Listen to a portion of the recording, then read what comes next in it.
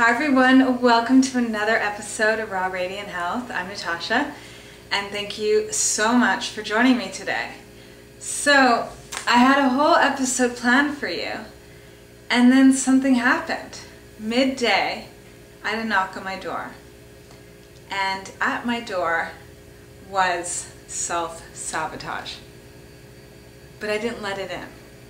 For the first time in I don't know how long, I was actually able to stop it in its tracks. And I realized that this is like something really, really incredible for me. And I needed to share it. Because I think that a lot of people out there can maybe relate to this. Because I know I go through this all the time. And it's something that I've been trying to work through for a while, and I'm finally starting to see the results. So I kind of want to share what I've learned and what I'm doing to sort of stop it in its tracks. So the one thing I learned recently, like especially when it comes down to the weight I gained, you know how I gained 25 pounds in 3 months, a lot of it is self-sabotage. You know, it's like, for me, I have a tendency, when things are actually going good and I'm doing good things, there's a part of me that gets kind of scared. You know, it's like almost like scared of things being too good. That I sometimes have a tendency to get freaked out and find a way to sort of destroy it. And so with you know, like with my gaining weight, it's kind of like, you know, it's hand in hand with like, I quit smoking months ago, and instead of like rejoicing over like finally conquering something that was so difficult for me, instead I stuffed my face every single day.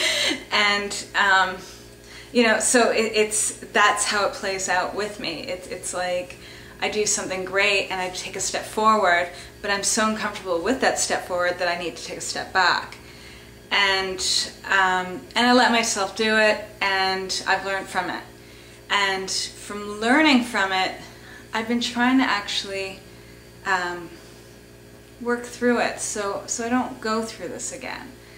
And what's interesting is about maybe 2 weeks ago, I was actually talking to my naturopath about it. And she was talking to me about a garden. That we have a choice to either be a garden or to be the gardener. And I've always been the garden. It's great being the garden because, you know, you just go with the flow. It's kind of like if the universe is going to water on you, you're going to grow. If there's suddenly an ice storm, you're going to freeze. You're always sort of going with the flow as to what's going on around you. And your environment is sort of setting its terms. But when you're the gardener, you tend to something, and you can make it grow or you can make it disintegrate. It's up to you. And how I relate sort of this garden to self-sabotage is that if we're the garden, we're contained into a space, right? And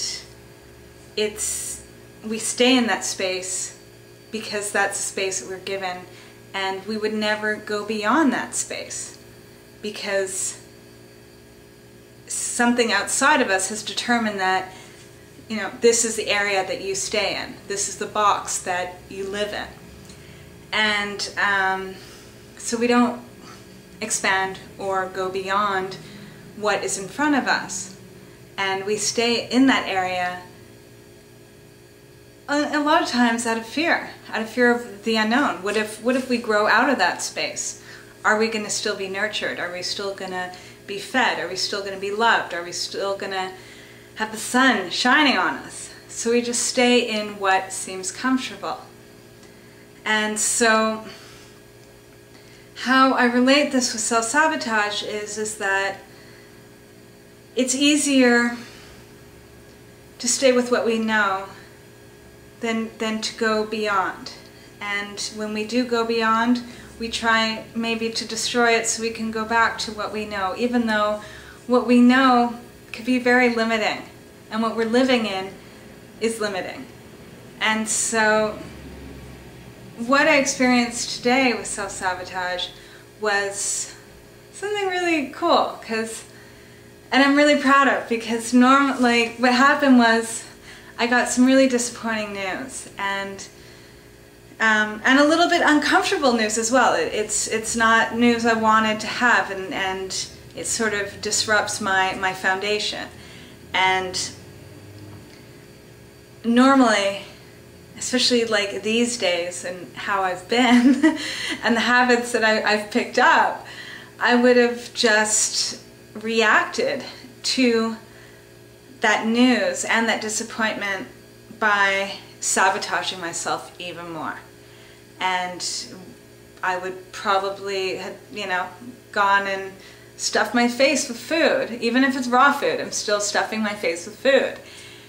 But for the first time, I got the news, I kind of sat with it, and then I just got up and I was like, I need a breath of fresh air.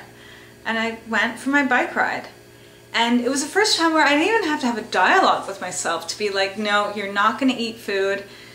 You're already full. You need to be doing something else. It was none of that. It was just how I reacted was to go and just change the environment. Just get out. Go and get a breath of fresh air. And I realized when I was on my bike ride, I'm like, wow, I haven't reacted to things this way in a very long time. and it feels really good that even though I'm upset about something, I'm not making it worse. I'm kind of just taking it for what it is and tending to it, and then moving on.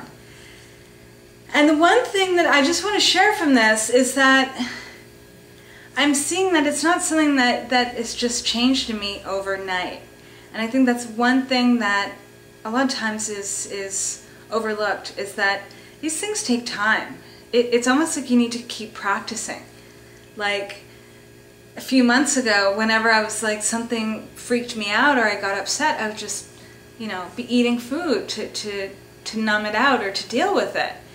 And then I started noticing what patterns I was starting to keep on repeating in my life that weren't good for me.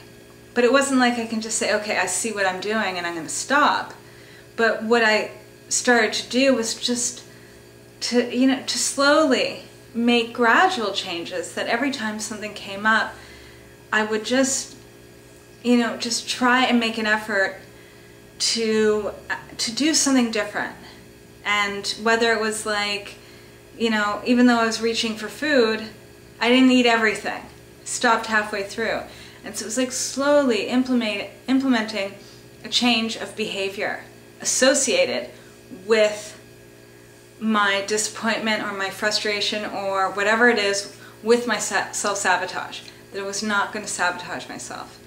And I just think it's really cool is that it actually came to a point where I didn't even have to think about it. I didn't have to process it and be like, where's my list of things to do if I'm, before I sabotage myself. I just did something different. And I want to share that with you because I just want you to know that our patterns, they can change. Nothing is set in stone. And you might be going through something right now or trying to change a pattern or eat differently or bring in some healthier lifestyle things into your life, and you can do it. You can bring these things in. Things do change. Nothing is set in stone. And one day you might feel helpless, but a week from now, a month from now, you might just feel so in charge of your life that nothing phases you. So I just wanted to share that. So on that note, I'm going to wish you guys a fabulous, fabulous day, and I will see you tomorrow. So enjoy, enjoy, enjoy.